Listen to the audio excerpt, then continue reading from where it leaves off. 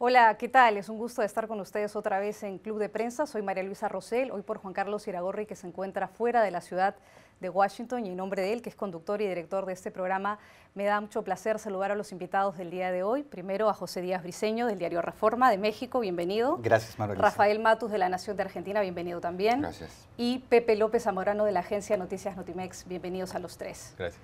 Bueno, como lo hemos anunciado en nuestros titulares, vamos a hablar de la visita del secretario de Estado Rex Tillerson a América Latina. Ha estado en el Perú, en Argentina, en México y se encuentra ahora en Colombia, en donde ha continuado un poco con el mismo tono que ha sido de su gira desde que comenzó, y es un poco hacer presión sobre el tema de Venezuela y lo que puede hacer Estados Unidos para aliviar la crisis humanitaria y la crisis política que vive ese país. Ese es el tema que ha dominado la gira de Tillerson hasta el momento. En Colombia, lo último que ha dicho el secretario de Estado es que hay una puerta, hay una posibilidad de que los Estados Unidos evalúe redireccionar hacia ese país recursos económicos para el tema humanitario. Hay una serie, cientos de venezolanos que han cruzado la frontera, especialmente por la zona de Cúcuta, hacia Colombia, y eso ha generado una crisis humanitaria muy grande que en este momento el gobierno colombiano tiene que asumir. El hecho, la posibilidad de que Tillerson deje abierto ese camino para redireccionar dinero es una noticia nueva hasta lo que se había conocido. ¿Servirá de algo, José, Rafael y José López Zamorano, esta posibilidad que deja abierta el secretario de Estado en Colombia? ¿Cambia en algo la visita del secretario de Estado a la región en el tema venezolano? Sin duda es una buena propuesta y me parece que en Colombia es bien recibida esta decisión de enviar algún tipo de ayuda para estas personas que están cruzando la frontera.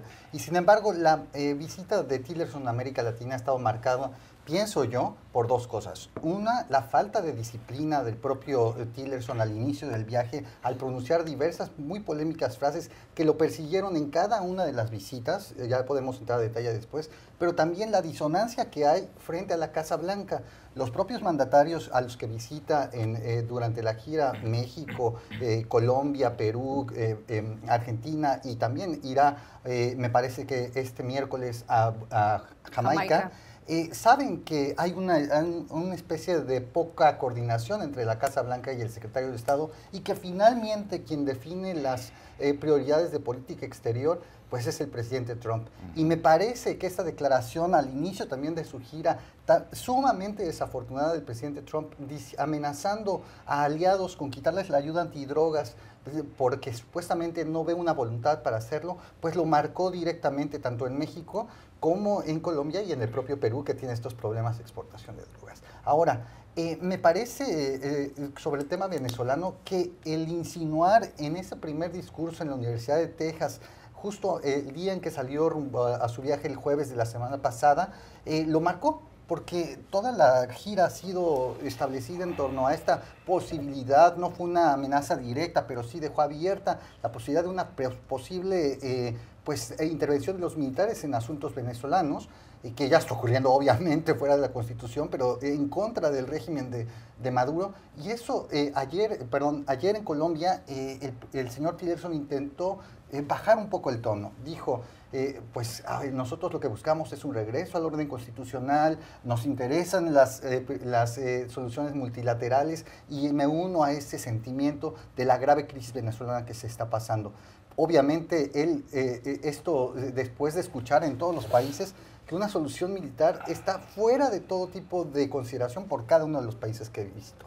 En su país, Rafael, el secretario de Estado señaló que se iba a considerar la posibilidad de hacer sanciones, nuevas sanciones al régimen venezolano, y en este caso sería un boicot a las exportaciones de petróleo, que es un tema clave porque de eso vive el régimen de Maduro. ¿Cómo evaluó usted la visita de Tillerson a la región? Bueno, creo que, como bien decía Pepe, no es fácil ser canciller de Donald Trump, y menos en una región como América Latina, en la cual Trump ha castigado particularmente con su tenaza la política migratoria, su insistencia con la construcción de construir un muro en la frontera con México, pagado por México, algo que reitera de tanto en tanto, y su política comercial, que con muchos países de la región ha sido realmente dura, ¿no? Ahora está renegociando el NAFTA con México y Canadá, pero incluso con la Argentina, con el cual el gobierno de Trump y el gobierno de Macri tienen muy buena sintonía. Cada vez que han tenido que resolver alguna disputa comercial seria, Trump siempre ha dejado en claro que va a ser fiel a su mantra Estados Unidos primero, America First, ¿no? Esto creo que ayuda a entender un poco cuál es el marco general de esta visita de Tillerson en una región que además no es prioritaria para la política exterior de la Casa Blanca. ¿Sí? Siguiendo un poco este razonamiento que comentaba Pepe, el portfolio de política exterior está repartido entre Tillerson, Kushner, McMaster, los principales socios, los más relevantes para Trump, ¿no? Israel, Arabia Saudita, México también, ¿no? Que ahora es uno de los países con los cuales Estados Unidos tiene una relación muy rica, muy profunda, muy compleja, ¿no? Pasan más por la Casa Blanca y por Kushner que por la influencia de Tillerson, de quien además se dice hace mucho tiempo que está con un pie afuera del gabinete. Recordemos que el año pasado se comentaba que iba a ser reemplazado por el jefe de la CIA, Mike Pompeo, y también por la embajadora ante las Naciones Unidas, Nikki Haley. Otro dato que también ayuda a poner en contexto esta visita, ¿no? Un reciente sondeo de Gallup reveló que la visión favorable que existe en Estados Unidos, en América Latina respecto a Estados Unidos, se ha derrumbado. Hoy solo el 24% de los latinoamericanos ven con buenos ojos al gobierno de Donald Trump contra el 49% en 2006 en la era de Barack Obama, que ayudó de alguna manera a distender esa complejísima historia que tiene la relación de Estados Unidos con la región, con su descongelamiento hacia Cuba, que otra vez Trump revirtió, ¿no? Entonces, en este contexto, Tillerson va a América Latina preocupado por el principal problema que enfrenta la región, la crisis más urgente y dramática, que es la de Venezuela. Ahora, ¿qué deba Tillerson a América Latina? No trajo nada. En cuestión de algún anuncio concreto, alguna medida concreta, algún gesto concreto, ha sido realmente pobre el secretario de Estado, salvo esto que dijo en Colombia de tratar de estirar la ayuda frente a la ola de refugiados que cruzan la frontera por cuestiones tan básicas como comida y medicamentos. Sobre lo que me decías del tema de las restricciones a las ventas de petróleo. Ese tema está sobre la mesa desde hace muchísimo tiempo. El presidente Macri de la Argentina ha sido uno de los que ha insistido en que hay que avanzar en ese sentido, pero de vuelta, Estados Unidos primero. Es una medida que, además de que podría llegar a profundizar la crisis humanitaria en Venezuela, afectaría directamente a la economía de Estados Unidos, que necesita importar petróleo venezolano para su consumo interno. No se ve por ahora, pese a la presión de algunos legisladores, entre otros Marco Rubio, que es quien está más involucrado en el tema de Venezuela, no se ve realmente claro que el gobierno de Trump esté dispuesto a avanzar en ese sentido, por más que lo deje sobre la mesa como una amenaza para el régimen de Maduro. José López Zamorano. Bueno, ya recorrieron los compañeros mucho camino, pero un poco siguiendo el comentario de Rafa, no es fácil ser canciller de Donald Trump, no es fácil ser nada de Donald Trump, ni procurador, ni portavoz, ni jefe de gabinete. Es más, los republicanos tienen problemas siendo republicanos bajo la era Trump. La visita de Tillerson, desde una perspectiva política y simbólica, tiene mucho sentido, ¿no? Es decir, el presidente Donald Trump se ha dedicado justamente a erosionar y hacerle hoyos a sus relaciones con sus principales socios del hemisferio, especialmente, ¿no?, la percepción de que no comprende la importancia estratégica que tienen muchos de ellos. Por ejemplo, el caso de México, ¿no? Y cuando habla también de los países de M, ¿no?, como Haití, como El Salvador, obviamente muestra una insensibilidad absoluta hacia la región. Entonces, la idea de que él va a la región a tratar de restaurar, ¿no?, la percepción de que América Latina no es un afterthought, no es una cualquier cosa, sino verdaderamente un punto importante de las relaciones que tiene Estados Unidos, tiene un sentido. El problema es que la visita está llena de contradicciones y creo que la clave para entender esas contradicciones parte precisamente de lo que es la presentación de su viaje que hace en Austin, ¿no?, cuando habla y retoma el tema de la doctrina Monroe, la idea de América para los americanos, ¿no? Es decir, abre la posibilidad de una amenaza de China y de Rusia que con diferentes maneras buscan ejercer influencia probablemente indebida, maliciosa en la región y por lo tanto se ofrece como la alternativa, ¿no? Es decir, lo que para en Estados Unidos y su propio presidente no es importante, que es la eventual injerencia de Rusia en las elecciones presidenciales, etcétera, parece que cobra una dimensión totalmente distinta cuando se trata de los procesos electorales de América Latina. Bueno, es una contradicción fundamental. Entonces, ¿qué ofrece como visión alternativa a Tillerson para subsanar lo que es este deterioro de las relaciones en América Latina. No solo desde el punto de vista político, desde el punto de vista de las percepciones, desde el punto de vista de la economía, ¿no? ¿Qué va a pasar con esta gran incertidumbre que ha generado él con la modernización del TLC? No porque no sea importante, sino porque lanza mensajes disímbolos cada vez que abre la boca y contradice a su propio canciller y a sus propios secretarios, etcétera, el presidente. Entonces, ¿qué ofrece como visión alternativa? No vimos una actitud, una articulación congruente de lo que Estados Unidos le va a dar a la región para justamente compensar lo que están viendo como es un deterioro de esas relaciones. En materia, por ejemplo, de migración, están acabando con el TPS, que tiene un impacto significativo en la situación económica de Centroamérica, ¿no? En algunos lugares, el envío de remesas, por ejemplo, para El Salvador, es el 18% de su Producto Interno Bruto. Imagínate si regresas a 200,000 salvadoreños, ¿qué está ofreciendo Estados Unidos para compensar la política federal de TPS? Absolutamente nada, al menos no públicamente o no lo escuchamos. ¿Qué está haciendo, por ejemplo, para justamente crear el hueco que podría crearse si decide salirse del NAFTA? No está proponiendo absolutamente nada, ¿no? Es decir, no estamos viendo una propuesta concreta. Efectivamente está hablando de dinero que puede dar algunos países, pero Estados Unidos no puede ni siquiera llegar a un acuerdo presupuestal. Estamos a 24 horas de un nuevo cierre del gobierno porque no pueden llegarse a poner acuerdo ni siquiera en lo que es el presupuesto de defensa, ¿no? De lo que sería una prioridad de seguridad nacional. Entonces, el gran problema de la gira de Tillerson es que se da en un contexto en el cual Estados Unidos tiene tantas contradicciones, tantas insuficiencias, tantas debilidades internas, políticas, de negociación, de acuerdos políticos en múltiples temas de seguridad nacional, de migración, etcétera, que como que tratar de ir a América Latina a llevar ese caos no tiene ningún beneficio. Bueno, yo creo que algunos países encontraron importante mostrar que no necesariamente lo que dice el presidente Trump es la política de Estados Unidos. El gran problema es que no necesariamente lo que diga Tillerson se va a cumplir, porque finalmente puede ser socavado por su propio presidente. Entonces yo creo que en general es oportuno que no solo Tillerson, que otros funcionarios vayan a América Latina y muestren que no hay una sola visión hacia América Latina, sino que hay varias visiones y que probablemente en este momento esas 2 visiones o 3 visiones que hay sobre América Latina, no solamente la del presidente, sino gente que entiende que México, Colombia o Argentina son socios estratégicos importantes, que es relevante que haya buenas relaciones con ellos, no solamente en la perspectiva económica, en la global, en el liderazgo, en temas como el cambio climático, que haya una voz que diga, Estados Unidos no es una sola voz, hay muchas voces.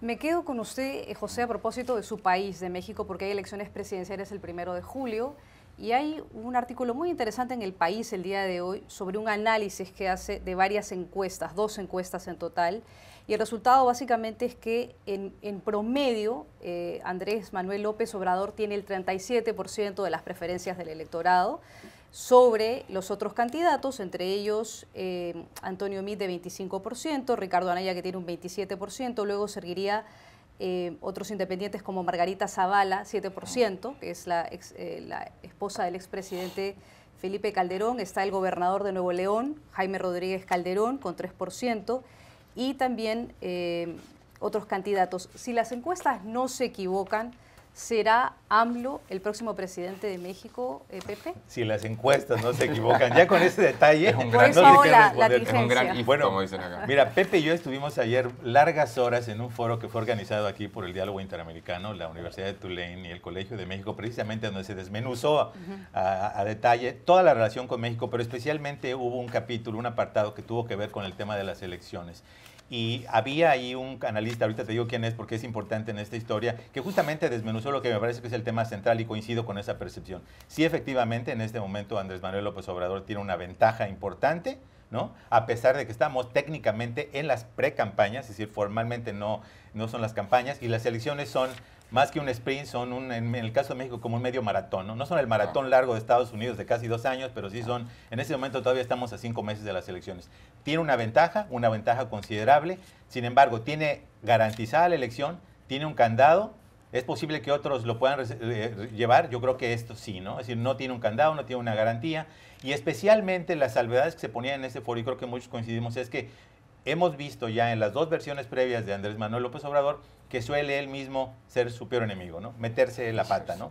Entonces decía yo por qué era importante este analista, porque hace estos días se generó una gran controversia en México porque un politólogo joven Jesús Silva Herzog Márquez, justamente escribió una columna titulada AMLO 3.0, AMLO obviamente las siglas de Andrés Manuel López Obrador, donde básicamente decía que aquel personaje sectario, ¿no?, dogmático de las dos primeras derrotas electorales que sufrió en 2006-2012, parece que había quedado atrás, que habría un nuevo AMLO, era un AMLO oportunista, decía, ¿no? Porque bueno, ahora parece que Morena acá es un saco donde caben todos los moles, trae gente que fue mafiosos, que con sospechas de corrupción, del PRI, de donde fuera, y todo mundo cabe en lo que ahora es Morena. Esa columna mereció mucha atención pública en México, especialmente porque Andrés Manuel López Obrador le contestó y la utilizó justamente para, de alguna manera, desacreditar a todo mundo que no piensa como él. Entonces decía ayer en este foro, Silva Herzog, que estuvo aquí en Washington, que bueno, aparentemente en solo unas horas el López Obrador parece que se reveló nuevamente en la esencia de López Obrador, ¿no? Sí, en el sentido de que muchos lo perciben como intolerante.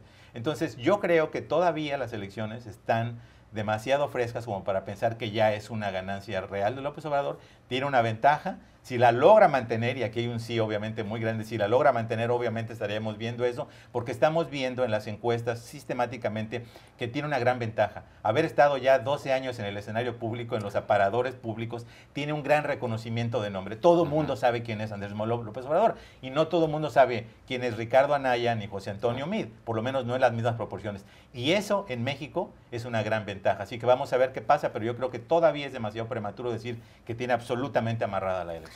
Justamente el artículo del País señala que uno de los aspectos que quedó claro en esta encuesta, en este análisis de encuestas, es que no todos los votantes reconocen los nombres de los otros candidatos que van en segundo y tercer lugar. El caso de Ricardo Anaya y el caso de José Antonio Meade.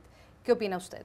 Bueno, aquí también hay que decir una cosa. Las campañas formalmente inician el 15 de marzo. En este momento están concluyendo las llamadas precampañas, que aparentemente son las primarias mexicanas, pero no se dicen que son realmente campañas reales, ¿no? En fin, entonces a partir del 15 de marzo vamos a ver la contienda más dura y más peleada. Y hay que decir una cosa, el señor López Obrador, si es la persona más conocida, va adelante en las encuestas con 8% en algunos casos, pero también es la persona que más negativos genera entre los votantes mexicanos.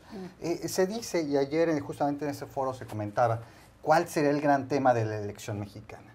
En este momento las prioridades nacionales son el combate a la corrupción, que es uno de los temas lacerantes tan fuertes y con casos muy frescos con diversos gobernadores de diversos estados acusados por corrupción y que afectan directamente al partido gobernante, el PRI. Y dos, el tema de la violencia con un país que está viviendo el récord de asesinatos más altos en mucho tiempo, en la historia reciente del país, el año 2017. Y entonces el análisis que se hacía era que básicamente esta elección la tiene perdida el PRI porque es una elección de cambio, no es una elección de continuidad. Sí. Ahora, ¿quién puede representar el cambio? Esa sería la segunda parte del análisis. Y la gran pregunta es, ¿quién puede hacer un cambio que vaya hacia adelante y no un cambio que vaya hacia el pasado?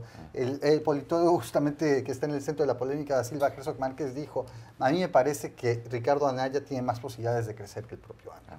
Rafael. Bueno, yo creo que falta mucho tiempo, ¿no? Como bien dijeron Pepe López Zamorano y Pepe Briceño, pero ya es claro que AMLO se ha convertido en el personaje de la campaña. La sensación que uno tiene desde afuera, leer las noticias de México y leer la cobertura de la campaña, es que esta elección un poco está en sus manos y que, como bien decía Pepe, si AMLO vuelve a ser AMLO y comete alguna torpeza, algún tropiezo, alguna declaración desafortunada, eso puede llegar a complicarlo, pero está claro que es el favorito, como indican los sondeos, y que quizá este año se dé que la tercera sea la vencida para él, ¿no? No hay otra figura que en la política de México haya logrado permanecer en la alta política durante los últimos 12 años. Y después esto otro que decía Pepe, que es una elección de cambio, no es una elección de continuidad. El otro tema es el contexto en el cual se va a esta elección, ¿no? Con una relación bilateral con Estados Unidos que atraviesa un momento difícil con los problemas que acarrea la política migratoria de Trump, la discusión por el NAFTA, y cómo eso puede llegar a jugar dentro de la política interna de México si, por ejemplo, el gobierno de Enrique Peña Nieto logra un acuerdo más o menos favorable a la vista de los mexicanos. Pero visto desde afuera y con la información que tenemos hasta ahora, me parece que está bastante claro que Andrés Manuel López Obrador este puede llegar a ser finalmente su año después de dos intentos fallidos. Tenemos solamente un minuto y regreso con usted antes de ir a corte comercial, Pepe, para que me cuente un poco cómo va el juicio de Joaquín Guzmán Loera, alias El Chapo, en Nueva York, extraditado aquí a los Estados Unidos, acusado de 19 crímenes, el narcotraficante más grande en la historia de México y uno de los más grandes del mundo. El juez que está a cargo de su caso ha pedido protecciones especiales para los que han sido designados como miembros del jurado. Va a tener policía especial para el desplazamiento, no van a tener contacto con la prensa, es decir, una serie de medidas por tratarse de esta figura como es la del Chapo. ¿Qué se sabe de ese juicio cuyo juicio, la fecha inicial ha sido aplazada para septiembre? Inicialmente iba a ser en abril y va a ser en septiembre. ¿Quiénes podrían declarar en este juicio en contra del Chapo? Sí, ese es uno de los casos emblemáticos contra una de las figuras del narcotráfico más importantes. Es significativo. El Chapo fue extraditado a Estados Unidos en el último día de la administración de Barack Obama, hablando de justamente la prioridad que tenía de que llegara acá, pasara lo que pasara con la siguiente administración estadounidense. El caso pues es básicamente el Chapo está viviendo en un régimen de los más duros carcelarios en Nueva York, completamente aislado, en condiciones completamente distintas a las que pasaba en México, donde sabemos se fugó 2 veces de penales de alta seguridad. Ha habido también cuestiones sobre quién podría testificar y qué repercusiones podrían tener. Sabemos que 2 de los testigos claves son 2 hermanos gemelos, los hermanos Flores de Chicago, que eran distribuidores de droga en la ciudad de Chicago y que ya testificaron ante otros juicios de figuras del cártel de Sinaloa. Sin embargo, el juicio está a punto de iniciar en septiembre, pero cualquier cosa puede hacer que se siga desplazando porque es un caso sumamente complejo. Vamos a una pausa comercial, ya regresamos a Club de Prensa. ¿Qué tal? Regresamos al programa para hablar ahora de economía y lo que ha pasado desde el viernes y esta semana también con la caída del Dow Jones de Industriales que cerró el lunes, Rafael, con un 4.6% menos que el día anterior, la mayor caída porcentual desde el 2011, la peor caída en términos de puntos en un solo día desde en la historia de Wall Street, 1.175 puntos. Una tendencia que aparentemente se ha recuperado. Ha habido, por supuesto, efecto en las bolsas de valores en otros países. El Nikkei cayó 4.7% en el Japón, el Hang Seng en Hong Kong 4.9%. El ASX de Australia cerró con una caída de 3.3% el día de ayer. Las bolsas de valores de Europa también sufrieron alguna repercusión, 3% en pérdida tanto en Londres, París y Frankfurt. ¿Qué tanto afecta esto no solamente a nivel internacional o qué repercusiones internacionales tiene esta caída del Dow Jones, sino cómo se ve dentro del espectro nacional en Estados Unidos? El presidente de Estados Unidos se ha jactado de que la economía está muy sólida. En su mensaje del discurso del Estado de la Unión dijo que las bolsas de valores están en su mejor momento y ocurre esto. Y además en Estados Unidos se está negociando en este momento en el Congreso la posibilidad de extender o de tener un presupuesto fiscal a largo plazo, algo que se ve bastante complicado porque los demócratas quieren que se mantengan ciertos programas sociales y los republicanos hacen énfasis más en el gasto de defensa. ¿Cómo se ve este panorama con respecto a la economía de Estados Unidos y la caída en los mercados? Bueno, hacía mucho tiempo que el mercado no le daba un susto al mundo, ¿no? Recordemos, durante todo el último año Wall Street se cansó de marcar récord tras récord tras récord. El índice Dow Jones había alcanzado su máximo nivel en puntos de la historia y el presidente Donald Trump, como bien recordás, hablaba muy seguido sobre los récords de las acciones y cómo esto reflejaba la solidez de la economía de Estados Unidos. Bueno, ahora, después de este fuertísimo derrumbe del lunes, como vos decías, en puntos, fue el derrumbe en un solo día más profundo en la historia del índice. Todos comenzaron a preguntarse si Wall Street había desatado una nueva crisis o si se trataba solamente de lo que los traders y analistas del mercado llaman una corrección, es decir, un pequeño descenso después de que los precios de las acciones se habían inflado para muchos, más allá de lo que sugería el buen momento de la bonanza global de la economía y de los balances. Tras la suba que los mercados dejaron ayer, hoy todavía no han abierto, todo indicaría que Wall Street y los mercados bursátiles no están ante una nueva crisis, que este va a ser una corrección limitada frente a las evidencias que da la economía mundial, no solamente en Estados Unidos, sino también en Europa y Asia, de una salud buena, ¿no? Recordemos, por primera vez en muchos años, el mundo está creciendo de manera sincronizada. Crece Europa, crece Asia, crece Estados Unidos.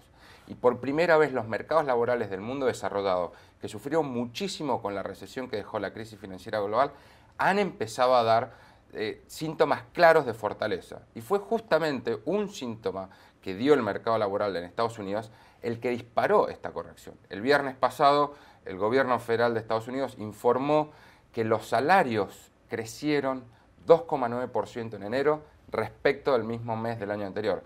Fue la mayor suba interanual que registraron los salarios desde que Estados Unidos superó la crisis financiera global y puso fin a la recesión que dejó el crack de Wall Street en junio de 2009. Eso cambió de alguna manera las expectativas de los inversores e hizo que recalibraran la visión respecto de cuán rápido va a ajustar la Reserva Federal y el resto de los bancos centrales del mundo desarrollado las tasas de interés. Mayores tasas de interés significa que el dinero al cual se pueden endeudar las empresas y los hogares va a ser más caro, por lo tanto una economía recalentada con una perspectiva de crecimiento un poco menor desata esta corrección. Cuando hablas con analistas y traders, cuando lees lo que se comenta en el mercado, nadie ve que esto sea una crisis profunda. Y todo el mundo destaca esto de que los fundamentales de la economía son sólidos. Lo mismo se decía a mediados de 2006, cuando comenzaron las correcciones que terminaron en la crisis financiera global de 2008. Y todavía queda cierta incertidumbre respecto de cómo se va a acomodar la economía del mundo al fin de la era de dinero barato que abrieron los bancos centrales de los países desarrollados para dejar atrás, enterrar en el pasado la crisis financiera global y la recesión que dejó. Eso es a lo que nos vamos a tener que acomodar de ahora en más, y esa es la pregunta que deja esta última corrección de Wall Street, ¿no? Cómo el mundo se va a acomodar al fin de la era del dinero barato y a una economía más normal en la cual las tasas de interés van a subir un poco y ya no va a ser tan fácil acceder a financiamiento como antes. Dejamos la economía, José López Zamorano, pero seguimos en Estados Unidos para hablar de la política doméstica. El jefe de gabinete del presidente Trump, John Kelly, dio unas declaraciones a la salida del Capitolio el día de ayer sobre estas negociaciones que se están llevando a cabo para ver la posibilidad de que los Dreamers, los llamados soñadores, que son aquellos jóvenes que llegaron traídos por sus padres y se quedaron de manera ilegal en Estados Unidos, puedan contar con esta protección llamada DACA que dio el presidente Obama y que el presidente Trump aparentemente no quiere mantener. Lo que John Kelly dijo básicamente es que no hay ninguna certeza, ninguna seguridad de que el presidente Trump quiera extender más allá de la fecha del 5 de marzo, que es cuando se acaba la protección de DACA para estos Dreamers, y que por lo tanto los Dreamers no tienen ninguna protección, con eso podrían ser deportados después del 5 de marzo. Esto afecta más o menos a unos 690,000 jóvenes que conocen Estados Unidos como su país, aunque no hayan nacido aquí, este es su país porque han permanecido acá la mayor parte del tiempo. ¿Habrá alguna posibilidad de que los demócratas lleguen a un acuerdo con los republicanos para extender esa fecha, o lo que dijo John Kelly básicamente es un anticipo de que no hay extensión? Bueno, mira, habiendo seguido tantos años la política migratoria aquí en Estados Unidos y obviamente todos los vaivenes, ¿no? Y tomando en cuenta que es como una montaña rusa, ¿no? Y que desde el 86 no había una reforma mayor, la única manera que podría describir la política de la era Trump en migración y especialmente en el caso de DACA es como esquizofrénica, ¿no? Es decir, como una división de personalidades. Por una parte tienes un mensaje en el cual se habla de que va a haber una solución amorosa, digna, justa, y por otra parte tienes al jefe del gabinete, John Kelly, ¿no? Diciendo que estos no se fueron a anotar al programa porque son unos flojos, ¿no? Unos holgazanes, ¿no? Es decir, no queda muy claro realmente cuál es la posición del gobierno. Por un día es la posición de vamos a ser generosos y al siguiente día les pegas en la cabeza y en el mensaje del Estados Unidos dices todos son dreamers y los pones como ficha de negociación o me dan dinero para el muro y terminan con la inmigración legal y con la lotería de visas o no les doy absolutamente nada. Hasta el momento yo solo tendría confianza de que si hay un acuerdo posible se va a hacer en el Congreso. y va a depender del presidente Trump si los términos de ese acuerdo se logran o no se logran. En este momento, a 24 horas de un eventual cierre del gobierno federal de los Estados Unidos, donde la migración es un tema clave, lo que parece muy claro es que ahora van a separar el tema. Por una parte van a negociar, lo que también es un tema muy grande, de fuertes diferendos, que es el presupuesto de defensa, los techos que están totalmente rebasados y no hay dinero suficiente para financiar la operación de las Fuerzas Armadas, del tema migratorio. Hay un compromiso expreso del líder del Senado, Mitch McConnell, de presentar la próxima semana una iniciativa específica de solución para DACA si el gobierno se mantiene abierto. Ya la Cámara de Representantes pasó anoche la resolución temporal, que lo mantiene abierto por lo menos hasta el 23 de marzo. Muy probablemente el Senado va a hacer lo mismo, así que entre este momento y marzo vamos a ver si obviamente se puede resolver. ¿Cuáles son las posibilidades? Muy malas, las veo. Desafortunadamente quisiera decir que son buenas, pero no lo veo, a menos que la Casa Blanca quiera quitar de esta negociación las principales píldoras venenosas, y creo que en este momento son el fin o la terminación del sistema de migración legal a través de reunificación familiar y la lotería de visas. Me da la impresión que los demócratas ya aceptaron la posibilidad de darle dinero para el muro porque saben que es una promesa de campaña que hizo y es inevitable. Sin eso no van a llegar nada. No van a hacer probablemente los 25,000 millones que quiere, pero probablemente le van a dar un enganche y le van a disfrazar de algo de seguridad fronteriza porque saben que de otra manera no van a conseguir nada. Eso, si el presidente se mantiene en su posición de atar todo lo que quiere al tema de DACA, no va a haber una solución posible. Entonces, probablemente haya un esfuerzo de presión por parte de los legisladores, especialmente en el Senado, de que se logre. Ahora, por finales, el gran problema es la Cámara de Representantes. Ahí está un sector muy duro de republicanos, súper radicales y antimigratorios, que muy difícilmente van a dar su brazo a torcer. Así que la figura clave probablemente al final del debate va a ser el presidente de la Cámara, Paul Ryan, quien diga sí o no sigue con la famosa regla Hastert, la idea de que no van a presentar una iniciativa a menos de que sea apoyada por la mayoría de la mayoría. Si él acepta, si hay un acuerdo bipartidista, y es posible que pase con una mayoría de demócratas y un número suficiente de republicanos moderados, haciendo a un lado la regla Hastert, yo creo que podemos tener un arreglo posible siempre y cuando la Casa Blanca flexibilice sus posiciones. 30 segundos, Pepe. Sí, a mí una evaluación muy rápida. Más de 80% de personas aprueban la legalización de estos chicos. No es un tema que es controversial fuera del Congreso y sin embargo vemos un partido republicano, y esto es lo que vamos a estar viendo en el debate, que parece que se olvidó ya el interés de traer a los latinos porque estos jóvenes inmigrantes, más del 80% son de origen latino. Se quedó ya el partido republicano fuera de sus voces moderadas, pues eso es lo que está en juego en las próximas semanas.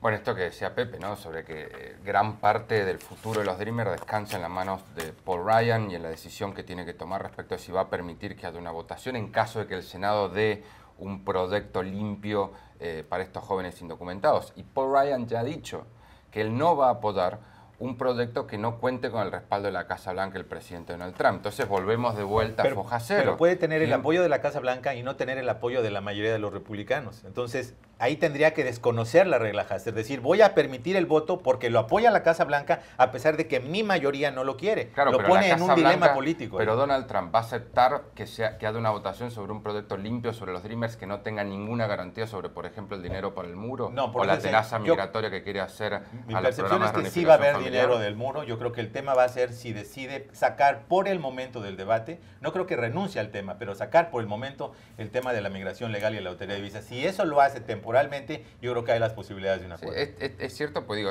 creo que es un tema muy, muy difícil de digerir para los demócratas, el muro, y si a eso se le suma una mayor tenaza, la cual ya ha aplicado Donald Trump a la política migratoria, es un proyecto dificilísimo que no se ve que la oposición pueda realmente respaldar para poder sacar del apriete a los jóvenes indocumentados.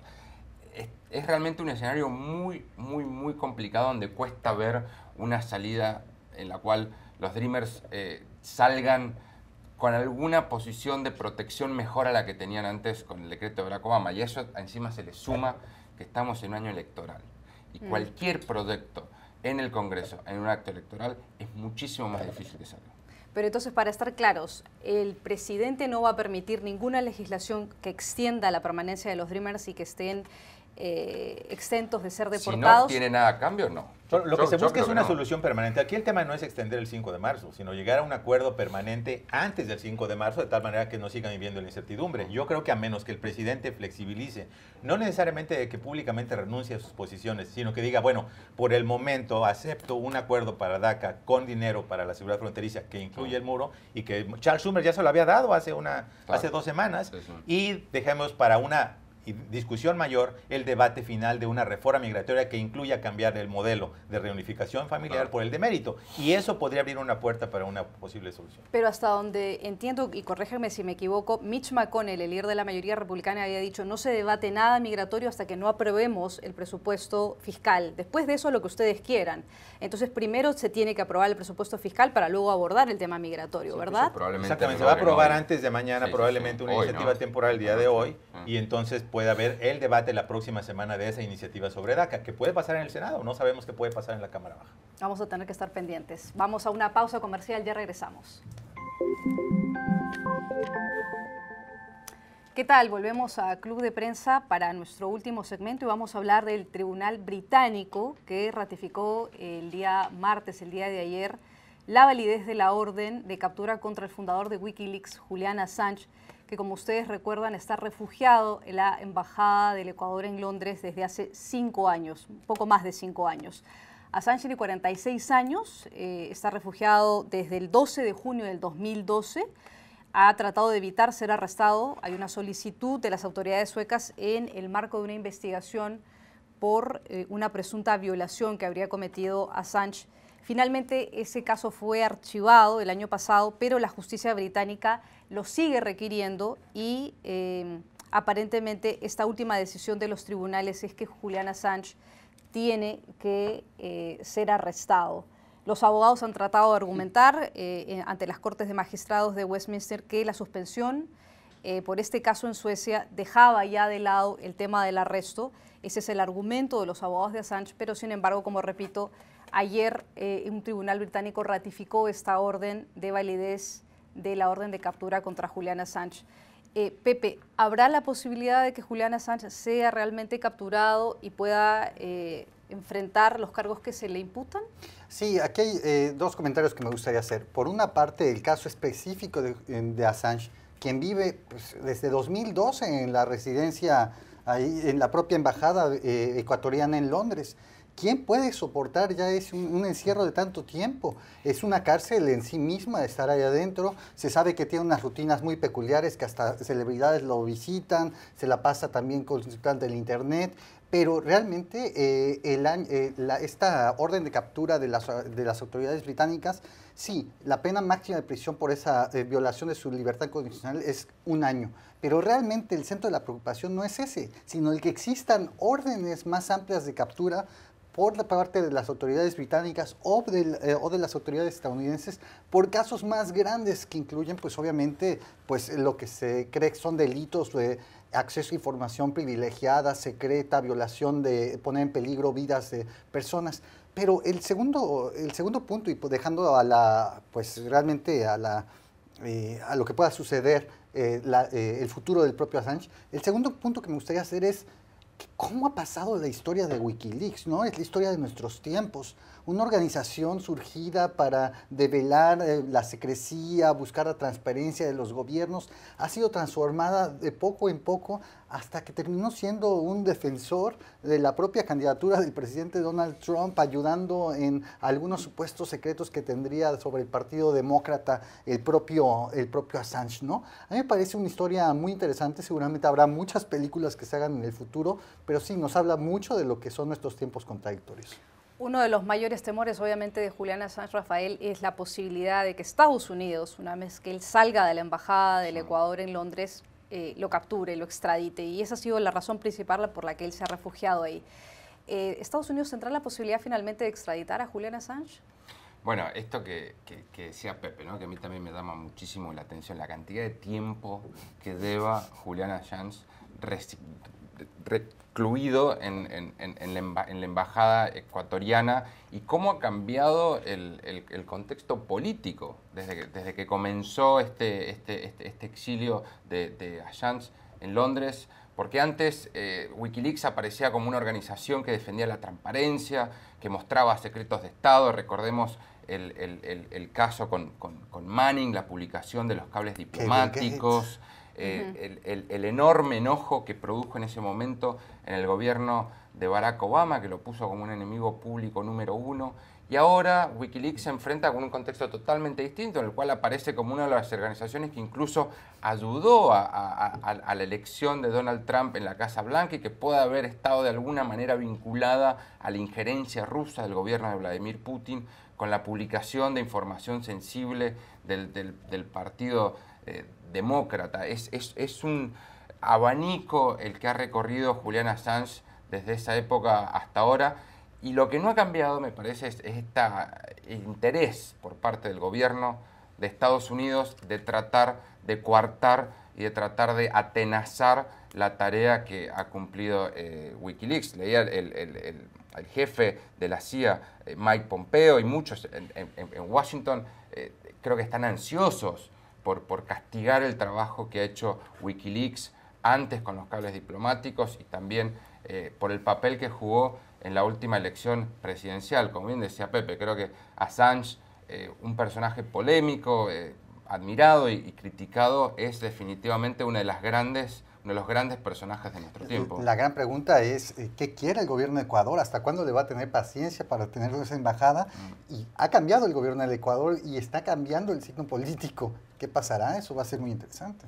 José López Zamorano. Bueno, yo no estoy tan seguro que Estados Unidos quiera ver a Assange declarando de muchas cosas, ¿no? Porque probablemente lo quiera castigar por lo de Bradley Manning, pero yo no sé si lo quiera castigar por el tema de los hackeos rusos de justamente los correos electrónicos del Partido Demócrata. Yo recuerdo que el presidente Trump en un momento de la campaña dijo, yo amo a Wikileaks, sí.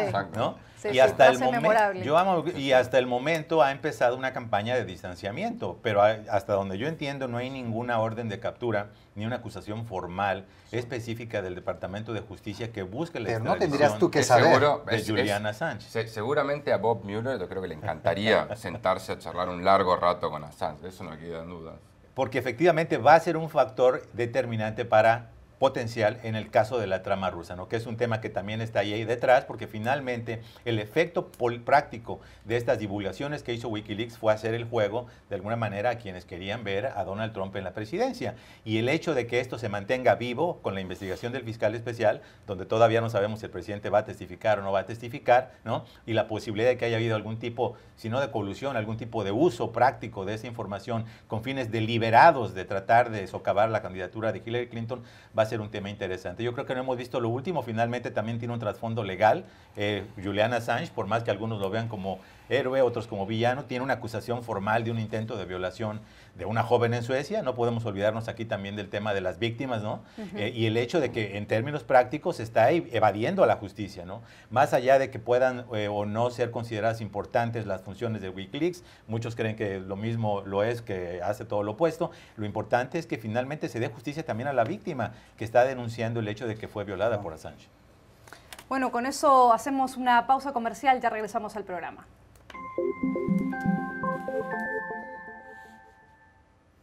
Se nos acabó el tiempo en el programa del día de hoy. Les agradecemos a nuestros invitados por haber venido a Club de Prensa. José Díaz Briceño de Reforma, muchas gracias por venir. Rafael Matus de La Nación y José López Zamorano de Notimex. A ustedes gracias por su sintonía. Muchas gracias, que tengan un buen día.